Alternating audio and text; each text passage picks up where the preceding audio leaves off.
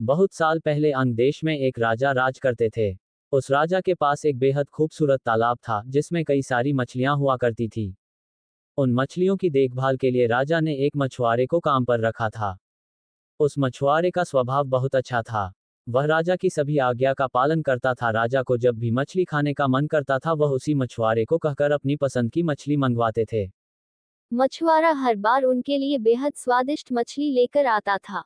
एक दिन राजा के मन में यह सवाल आया कि भला हर बार यह इतनी स्वादिष्ट और बढ़िया मछली कैसे पकड़ सकता है। तभी एक दिन राजा को अपने गुप्तचरों से पता चलता है कि मछुआरे को तो मछली पकड़नी आती ही नहीं, लेकिन फिर भी वह राजा के लिए मछली लेकर आता था। एक दिन राजा ने सोचा कि क्यों न इसकी जांच की जाए कि मछुआरा मछली कैसे पकड़ता है। राजा ने तुरंत दास को आदेश देकर मछुआरे को बुलवाया और कहा, सुनो, आज तुम मेरे लिए तालाब की सबसे बड़ी मछली पकड़कर लेकर आओ। मेरा मछली खाने का बहुत मन हो रहा है। राजा के आदेश के बाद मछुआरा मछली पकड़ने के लिए तालाब की ओर चल पड़ा।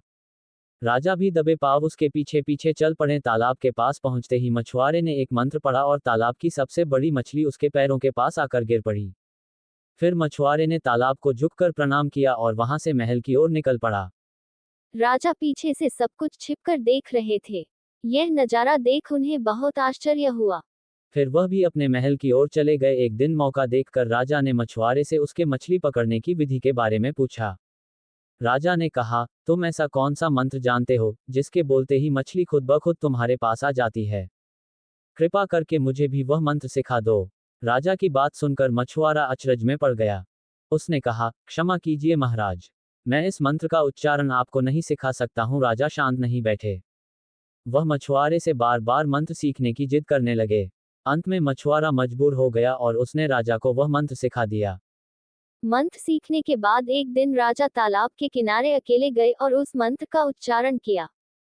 तभी एक मछली उनके पैरों के पास आकर गिर पड़ी। इसके बाद राजा बहुत खुश हुए।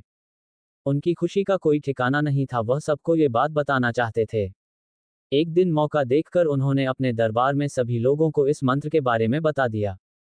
राजा की बात सुनकर सभी बहुत चकित हुए और उन्होंने पूछा कि इस मंत्र के बारे में उन्हें किसने बताया। इस पर राजा ने कहा, बहुत समय पहले वह एक महान ऋषि से मिले थे।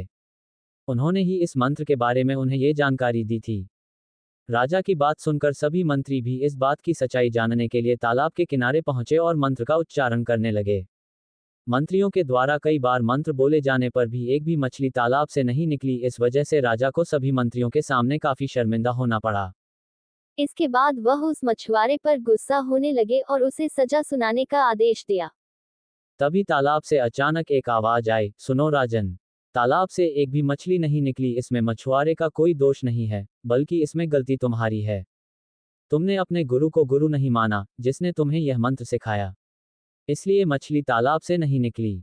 अगर तुम अपने गुरु को स्वीकार करते तो ऐसा नहीं होता। तालाब की बात सुनकर राजा को अपनी गलती का एहसास हुआ। उसने तुरंत मछुआरे से माफी मांगी और उसे अपने गुरु के रूप में स्वीकार किया। इसके बाद वह मंत्र काम करने लगा और राजा भी खुश हुआ। कहानी से सीख। इस कहानी से हमें ये सीख मिलती है कि इंसान को कभी झूठ नहीं बोलना चाहिए और न ही अपने गुरु का अपमान करना चाहिए।